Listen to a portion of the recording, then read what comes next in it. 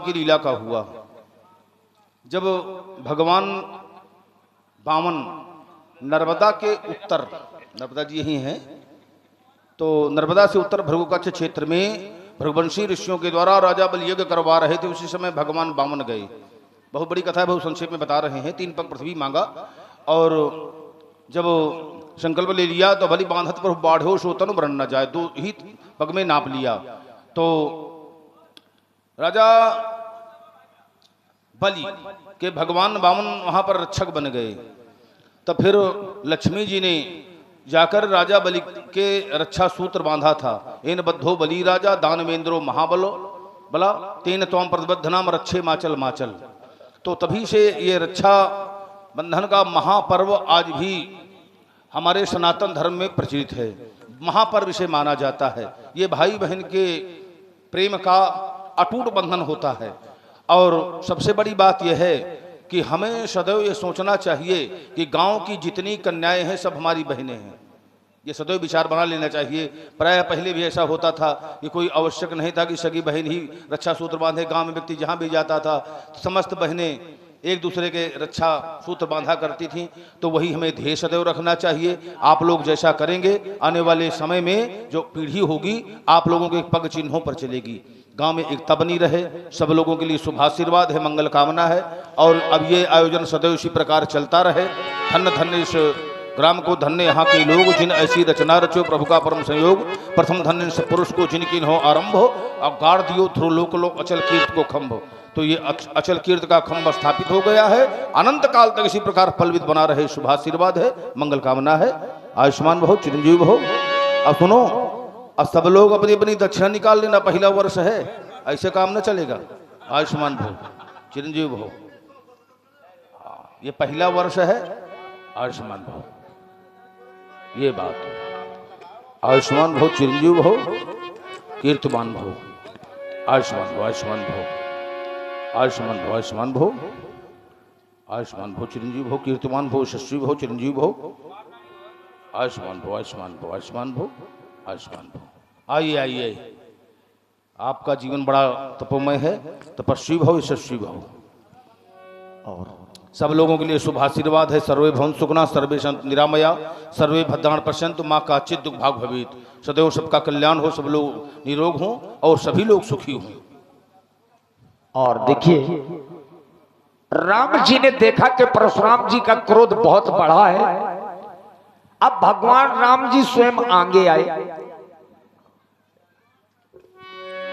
राम कहा मुनि कहबू बिचारी, ऋषि अति बढ़ी लघु चूके हमारी।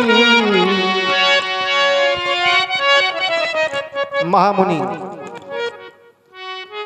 मेरी तो चूक छोटी है और आपका क्रोध बड़ा है। ये पुराना धनुष मेरे छूने मात्र से ही टूट गया है।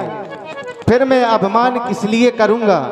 और यदि मैं अपमान करूंगा भी तो इस संसार में ऐसा कौन सा योद्धा है जो हमें युद्ध करने के लिए ललकारे और हम उससे युद्ध न कर सकें? अरे हमारे सामने तो काल भी आ जाए तो भी हम उससे सुख पूर्वक युद्ध कर सकते हैं।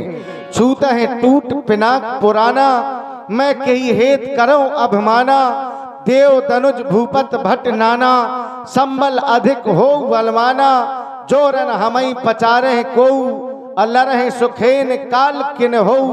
क्षत्रिय तनधर समर सकाना, कुल कलंक ते ही पावन आना। विप्र वंश के अस प्रभुताई, अभय होए जो तुम्हें डराई।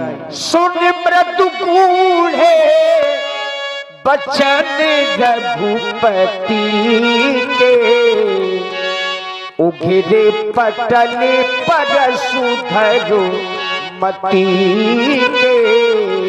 तुम्हारे मृदु और गूढ़ वचन सुनकर के हमें प्रबोध हो गया।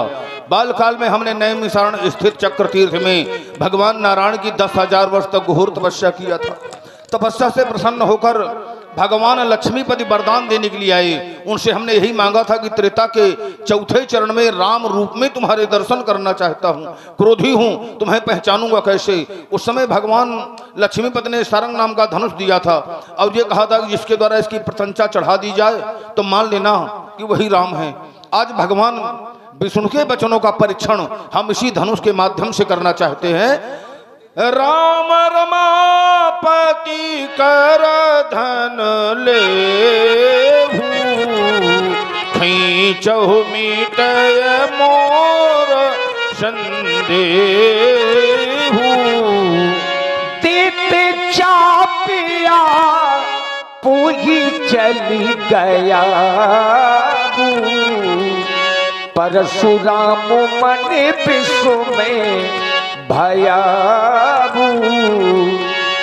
जाना राम प्रभाव तब पुलक प्रफुल्लित गा जोरी पानी बोले बचनु हृदय न प्रेम अमार हृदय न प्रेम अमार। तुलसी महिमा विप्र की तो कर सकै बखान जिनके पग के चिन्हते देखो जानी परे भगवान जानी परे भगवान।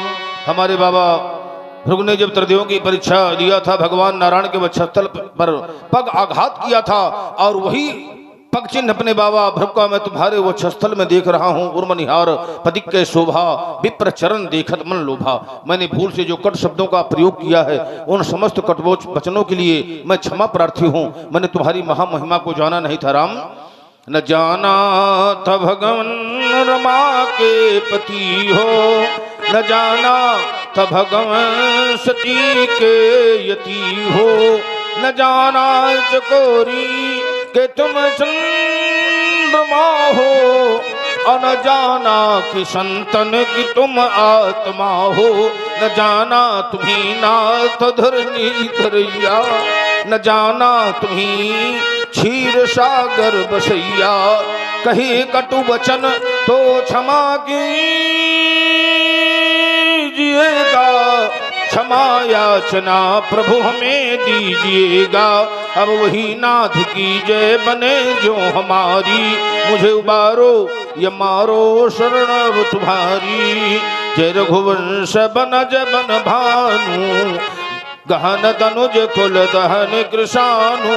जय सुरवि प्रधेनु हितकारी, जय मद मोह को भ्रमहारी। विनयशील करुणा गुण सागर, जयति बचन रचना अति नागर। सेवक सुखद सुभग शबयंगा, जय शरीर छवि कोटि अनंगा। करहु का मुख एक प्रशंसा, अजय महेश मन मानस हंसा। अनुचित बहुत कहो अज्ञाता, क्षमो क्षमा मंदिर दो भ्राता। हे राम तुम्हारी जय हो, हे राम तुम्हारी जय हो, हे राम तुम्हारी जय हो। आप हैं श्री मदन सिंह परिहार, 21 पुष्प मुद्राएं आप में। और जिज्ञासु भाव से एक जानकारी समाज के कुछ लोग लेना चाहते हैं कि आपने अपनी माता जी को क्यों मारा। पिताजी की आज्ञा से आपने अपनी मैया को मारा, तो हम चाहेंगे कि 2 क्षणों में थोड़ा सा प्रकाश जरूर डाल दीजिए महाराज। हाँ, क्या कारण